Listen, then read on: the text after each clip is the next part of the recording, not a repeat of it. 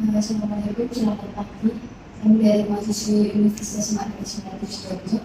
Sebelumnya, mohon maaf nih Mas. Di sini kami ingin mewawancarai atas perusahaan PT Miko Inos Primo. Ya, benar. Sebelumnya, perkenalkan nama saya Farid Muhammad dan rekan saya memiliki IDC.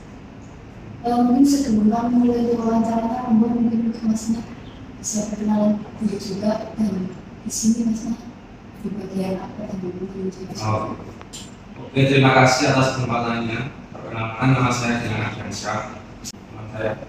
Perkenalkan, saya Reza. Di sini saya merupakan mahasiswa magang juga, tapi di bagian karya. itu Mas Dilan dan Mbak Zahra.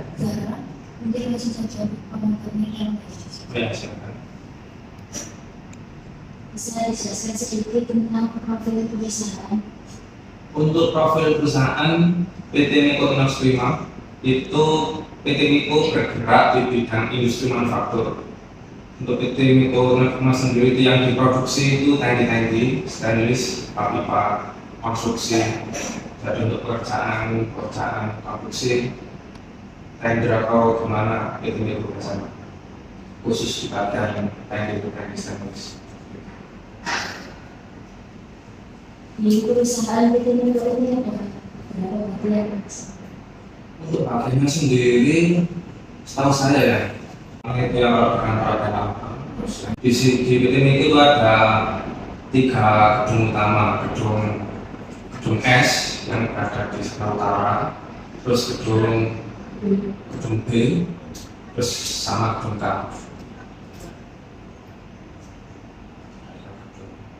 Yang biasanya produksi mulai dari pekerjaan machining, pekerjaan bubut, pekerjaan pemanasan, semuanya ada di gedung B, K sama S. Terus untuk gedung B yang paling belakang itu ada itu cuma menyimpan material, cuma sebagai gudang penyimpanan.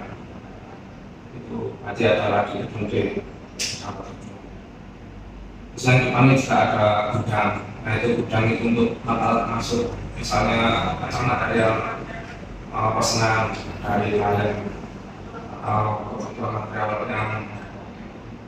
yang mau produksi itu di gedung depan ada gudang. Dan pakaiannya itu ada bagian potong,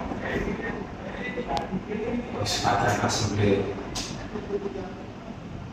yang ketiga bagian tekuk. Ini terdiri dari proses produksi, sedang bagian machining kayak bubut, freeze, kayak jenis.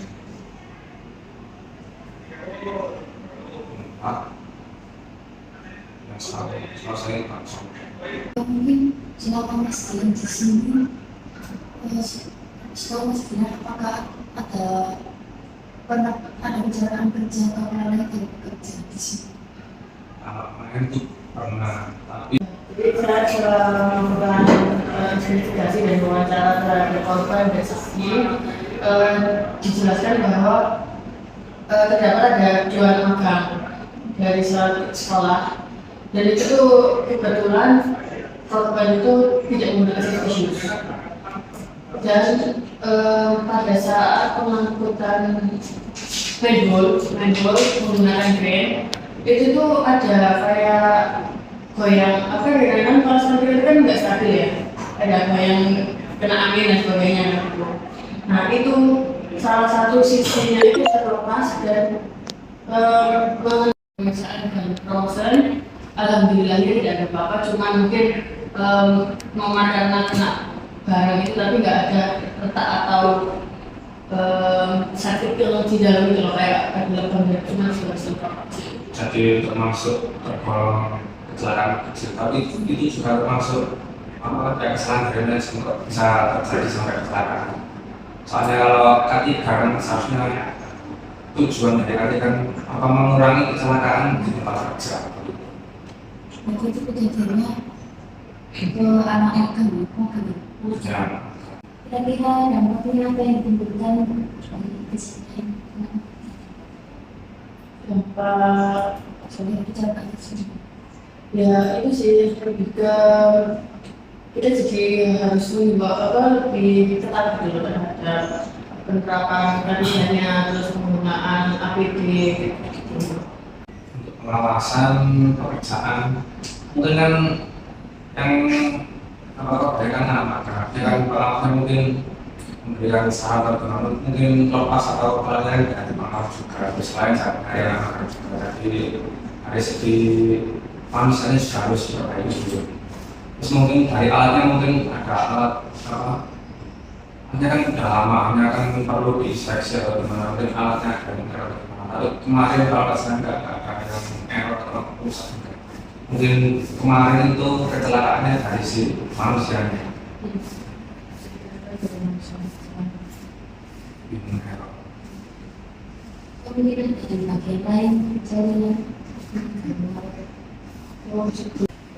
Itu di salah satu gedung S itu ada jadi pengukuran plat itu di ruang cukup terbatas gitu karena memang agak lengkap dan kondisinya itu sempit. Nah itu pakai meteran dulu tapi yang udah potongan jadi cuma sekitar 10-20 cm gitu yang bisa dapat. Nah itu pas narik meteran tiba-tiba kena matanya. Nah, sempat dinamai 30 menit pertama itu kan sudah ada pengawasnya, dikasih obat mata, tapi pengawasnya bilang kalau sedang tidak nyaman langsung dibawa ke rumah sakit dan 30 menit kemudian dibawa ke rumah sakit. Sempat dirawat. Ya karena memang untungnya nggak jalan tapi ya tetap berbahaya. Kalau kita ambil kasus pertama, kasus dari tahun bersama kan mana mungkin mengukur yang telah lakukan tadi kan pakai meteran roller. Meteran roller itu kan bisa selingkar, itu juga mereka pakai meteran yang lurus.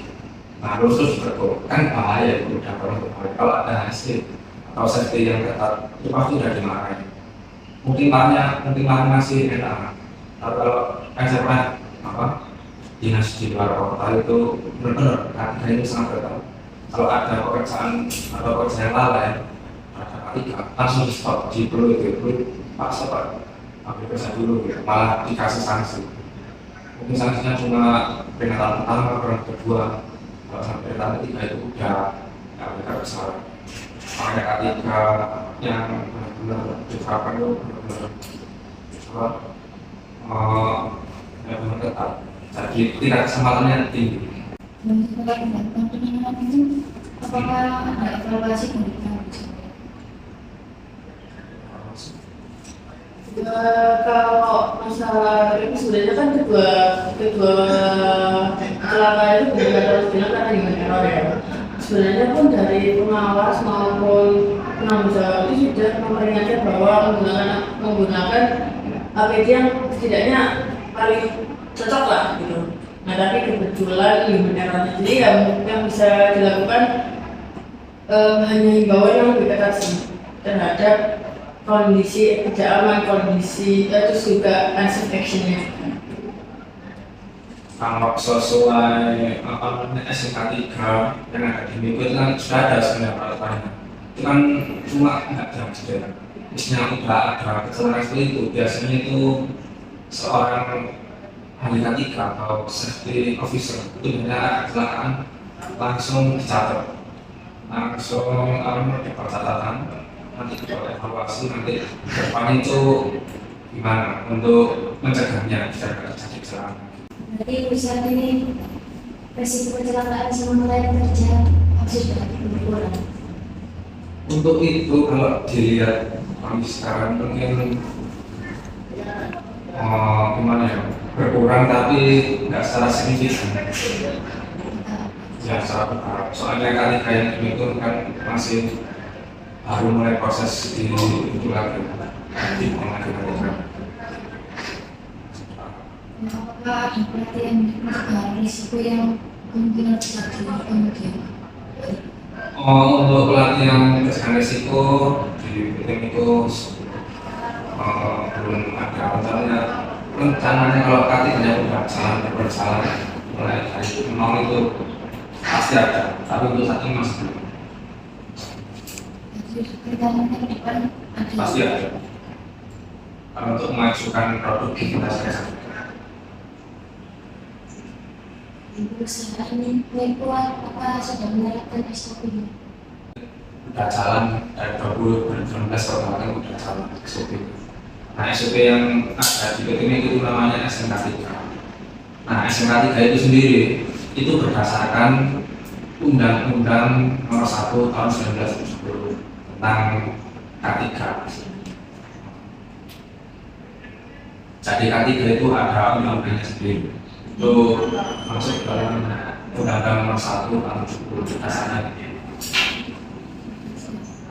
Terima kasih untuk masukan kita sudah mau kita wawancara lain. Mungkin berapa masalah. Nah, ada yang jelas. Saya cukup sukses. Terima kasih. Ya, sama-sama.